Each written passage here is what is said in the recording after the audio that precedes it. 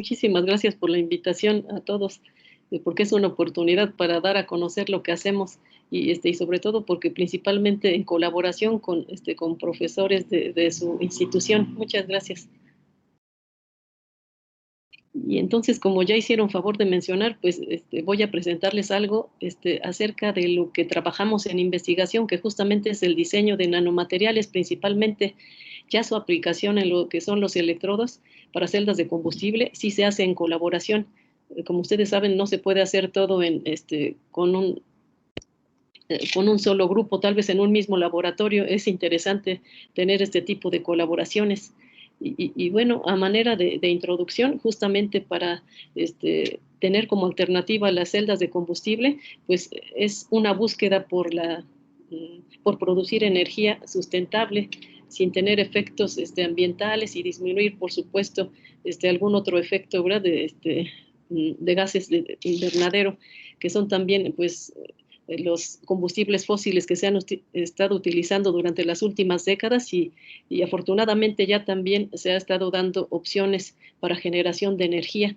Nosotros en particular nos referimos a los retos en cuanto a las celdas de combustible. Si bien estas son energías alternativas, también tienen sus propias dificultades en cuestión de realizar este tipo de aplicaciones ya a gran escala.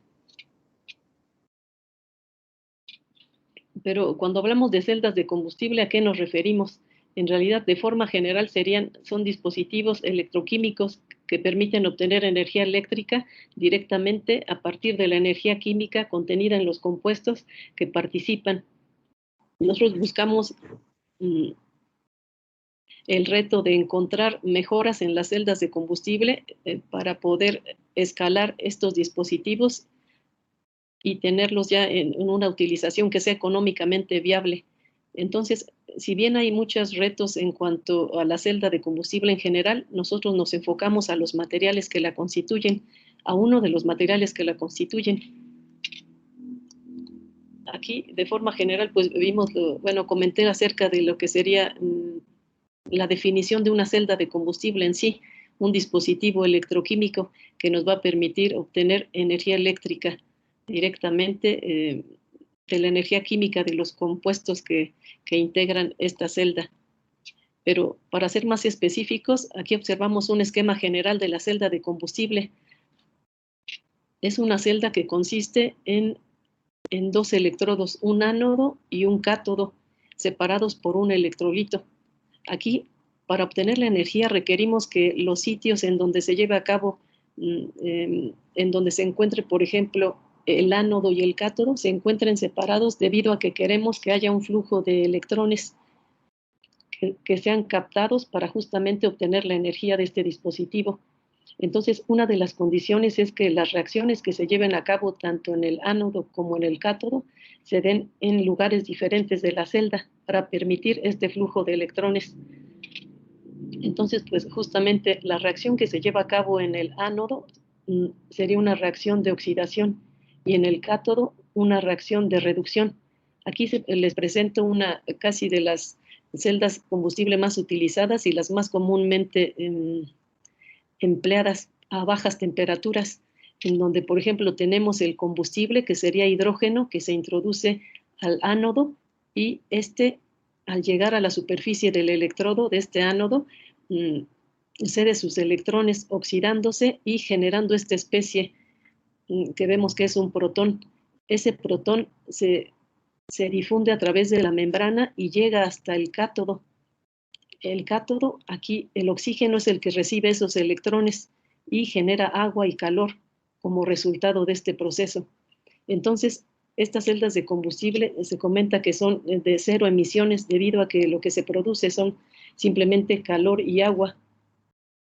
Aquí la característica importante de los electrodos que la constituyen son que estos deben ser porosos, deben tener un área superficial muy elevada para que justamente haya un buen contacto del combustible a través de ese electrodo y que la reacción sea eficiente. Ambos electrodos, tanto el ánodo como el cátodo, deben tener esta característica de porosidad y también estos están constituidos de un material que se conoce como soporte y una fase activa, que serían en general partículas metálicas, normalmente de metales nobles o de transición. Aquí, a pesar de que este esquema se ve sencillo, también se involucran cuestiones que son más complejas en torno a fenómenos de transporte de materia, de energía y también de carga. Por ejemplo, son de materia debido a que el combustible es transportado a esta región del ánodo, y también en el caso del transporte de carga son debido a estas especies, ¿verdad? Que, bueno, debido hasta a los electrones que fluyen del ánodo hacia el cátodo, y también pues finalmente la energía que produce este tipo de sistemas.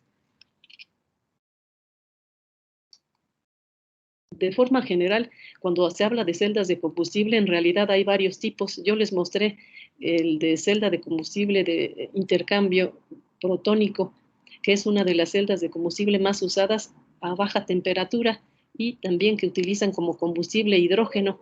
Aquí les muestro un esquema de lo que son las diferentes celdas de combustible. Aquí se muestran 6, sin embargo ya existen más. Aquí de las generales podemos decir que está la de metanol directo, en donde la especie que se transfiere es un protón, pero el combustible que entra a la celda es metanol. También es de baja temperatura, al igual que la celda de polímero, de membrana polimérica. También tenemos celdas alcalinas, en donde la especie que se transfiere entre el ánodo y cátodo es, en este caso cátodo a ánodo, es la especie OH, con carga menos. Y también la celda de combustible de ácido fosfórico tiene como especie que se transfiere un protón o protones en general. Tenemos también otras opciones de celdas de carbonato fundido, también de óxido sólido. Este tipo de celdas tienen las características para diferentes aplicaciones, pueden ser de relativa alta temperatura. Sin embargo, cada una tendrá sus retos en cuanto a los materiales, debido a que también el electrolito puede cambiar, a pesar de que también la especie que se transfiere entre los electrodos es diferente. En ocasiones puede ser que el electrolito pueda tener cuestiones diferentes entre celda y celda, así que los retos también varían en cuanto al tipo de celda. De las otras celdas que les había comentado, pueden ser algunas, por ejemplo, una de reciente aplicación en ciertos dispositivos es la de oxidación de urea, algunas también no nada más metanol, sino de otros alcoholes de bajo peso molecular, etcétera. También hay otros ejemplos, incluso celdas biológicas.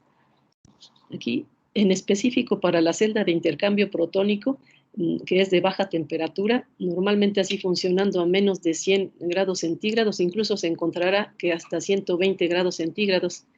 Aquí también tenemos hidrógeno que se introduce a la celda como combustible y también llega al ánodo, en donde se oxida y se transfieren electrones a través del ánodo hasta un dispositivo donde un sistema de recepción de forma general que recibe esos electrones y los transfiere al cátodo. Aquí en el cátodo, nuevamente aquí tenemos que el oxígeno se reduce y tenemos como producto también agua y algunos gases. Ese oxígeno que requerimos para la reacción en el cátodo viene del aire, y el electrolito que separa ambos electrodos es una membrana de intercambio protónico, de ahí su nombre. Entonces, esta membrana es sensible a la humedad y también a la temperatura, es decir, se requieren ciertas condiciones para que se mantenga su estabilidad. Entonces, también tiene el reto de tener cierto porcentaje de humedad para evitar tener otras cuestiones que sean problema para ambos electrodos. Entonces, una de las áreas de oportunidad es que también se debe cuidar mucho la presencia de exceso de humedad en la membrana, que puede ocasionar problemas incluso de corrosión en los materiales que constituyen la celda. También podemos comentar como área de oportunidad para este tipo de celdas que se requieren catalizadores que sean selectivos para poder disminuir la energía de activación de estas reacciones y poder mejorarlas y hacer más eficiente las reacciones de oxidación y reducción de la celda. Y también el inconveniente es que estos catalizadores normalmente, como les decía, son de metales nobles o de transición, que son costosos por su baja abundancia. Entonces, aquí te presentamos las reacciones parciales, tanto en el ánodo como en el cátodo, y también la reacción global, que es el hidrógeno más oxígeno, que nos genera agua como producto final. Y el voltaje que nos genera esta celda es de alrededor de 1.2 volts, así que es un voltaje muy bajo.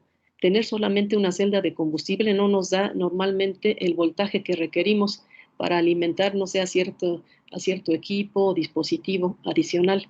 Entonces, lo que se hace es tener un conjunto de celdas, las cuales en paralelo nos generen este tipo de energía, una energía mayor, para poder para que tenga otras aplicaciones. Por ejemplo, aplicaciones móviles sería lo más común en vehículos, por ejemplo.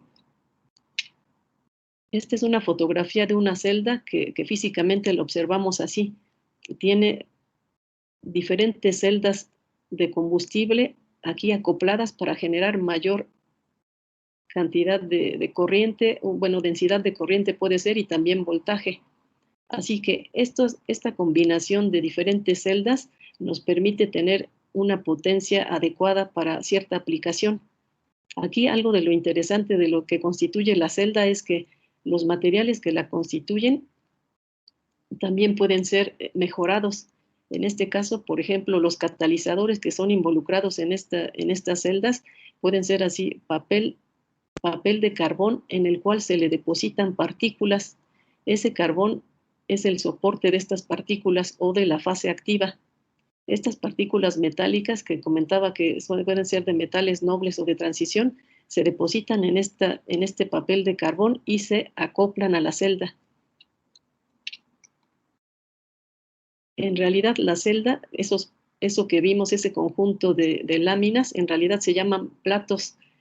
Esa celda en su conjunto se le llama es un dispositivo que contiene, por ejemplo, este conjunto de placas. Miren, por ejemplo, placas exteriores y también platos colectores. Estos platos colectores que están en ambos lados de este material, que sería el catalizador de la celda de combustible, ayudan a que se elimine poco a poco el agua que se va generando con la reacción de oxidación y reducción. Recuerden que es el producto final que decíamos, es agua y calor. Entonces esto ayuda a disipar e ir eliminando esos productos generados de las reacciones. Aquí hay varios retos en esta cuestión. Puede haber un buen ensamblaje o incluso puede haber también un diseño que pueda ser mejorado y se vaya eliminando, por ejemplo, que los canales de flujo de hidrógeno o de agua sean más eficientes. Puede haber aquí un cambio en el diseño de estos platos y también en el material que constituye la celda para hacerla tal vez más ligera, y aquí tal vez el catalizador poder mejorarlo en cuanto al tamaño de las partículas y su distribución en este papel de carbón